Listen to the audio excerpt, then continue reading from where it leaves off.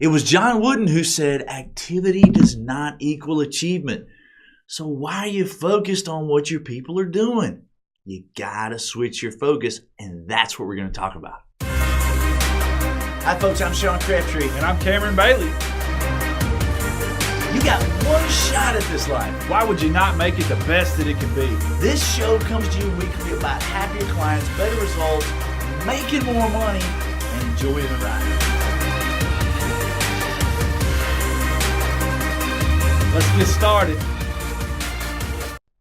And welcome into Growth Profits, as you know, the show that is dedicated to you having happier clients, better results, making more money, and enjoying the ride. So today what we're talking about is activity to result. You got to switch your focus. Now, why is this an important topic? I can tell you that a few years ago, I had the experience of working with a client who was attempting to grow his business. We'll call him David. So we got David over here. David was absolutely consumed. In the worst case I've ever seen in my life. Not with the results that his team was getting. He was consumed with what his people were doing second to second and minute to minute. As a matter of fact, it was to such a high degree that it was on his mind 100% of the time. If he had a 15-second interval in between what he was doing, he was automatically running to the people on his team and diving into all of their business and trying to tell them what they need to be doing every step of the way. As you can imagine, the people on David's team hated the culture. They hated the business. They didn't like David very much either. It was a horrible place to work. When David would dive in and try to tell people what it is that they need to be doing every single minute of every single hour, it breeded this culture where people were pointing fingers at him, at each other. There was backbiting and gossip. There was a completely zero trust in the place because they're thinking, hey, if David is coming in and diving into everything that I'm doing and trying to tell me what to do every single second, he must not trust me. So the level of trust was very, very low. Everybody was looking for a job. The whole conversation when David was not around was how bad this place is. Just horrible. It came to a head, and you're going to think I'm making this up. True story. At one point, somebody at the front desk, who was the administrative person, was taking a call from a potential new client. David happened to be, at a point where he could hear the call. He immediately stopped what he was doing, ran to the front desk, and started telling her while she's on the phone with this potential new client, telling her what she should be saying, what she should be doing. And of course, she was completely flustered, trying to pay attention to the potential client, trying to listen to what he was saying. Absolute nightmare. She just totally got frazzled, lost it, hung the phone up, walked out, left, never to be seen again. Well, as you can imagine, all the other people on the team were like, yep, there goes another one. It's a sucky place to work. Nobody likes this place. Now, we felt the same thing to the point where after a few months, we had to release David. We had to let David fly on his own. This was not something that we can help him with because his main focus was, if I'm not there to tell my people what to do, they won't do it. And if they're not doing it, then if they're not doing what I want them to do in the way that I want them to do it at the time that I want them to do it, then, I can't trust them, right? So we had to let David go. Now, let's compare that to Kevin. Kevin, on the other hand, could care less what his people are doing minute by minute, second by second. He's got no concern. Kevin's focus is making sure that the people on his team are taking ownerships of areas and projects. Kevin's focus is making sure that the people on his team have ownership of the results in a particular project or area. So Kevin could care less what people are doing second to second. Somebody's on the cell phone, right? Maybe they're on Facebook. He's assuming that that has something to do with the project or the area that they're responsible for. Whether it does, whether it doesn't, it doesn't really matter to Kevin because he's looking at the results. And the conversations that he's having with the people on his team are focused in their ownership of those results. Now, if you think about David and Kevin, the contrast is amazing in terms of the culture and in terms of the trust and in terms of how people are performing in the different businesses, right? In Kevin's practice, everybody on the team, there's a very high level of trust. Everybody on the team is communicating in positive ways. They love Kevin. They love the business. They love being involved with each other. The culture itself is one of partnership, right? And so nobody's questioning or even cares what somebody's doing second to second or hour to hour or minute to minute. Everybody is focused on how can we get to better results, and the trust level is there. You don't want to be a David. You want to be a Kevin for many, many reasons. Not the least of which is you're going to have happier clients. You're going to have better results. You absolutely, no question, are going to make more money. But you know what? You and the people around you are going to be able to enjoy the ride. There is no way on earth.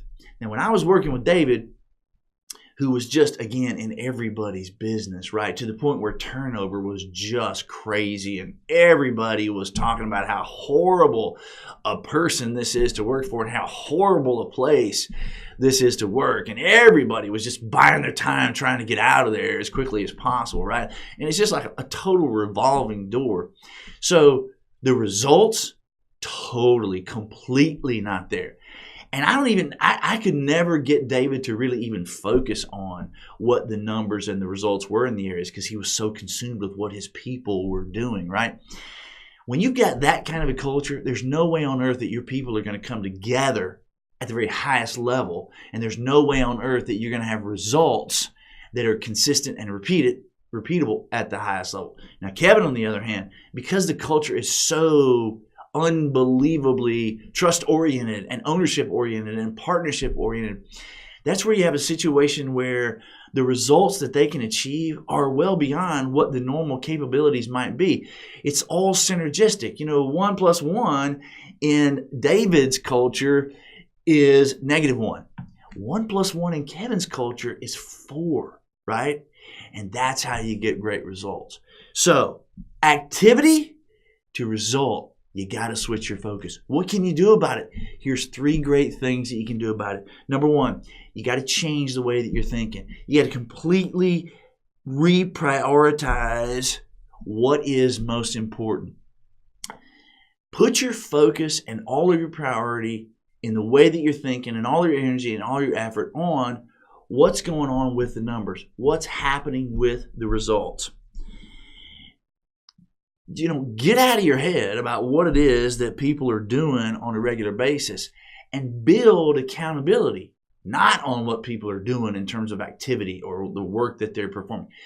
Build the accountability and hold the accountability specifically around ownership of a particular result in a project or in a particular area that this person is responsible for.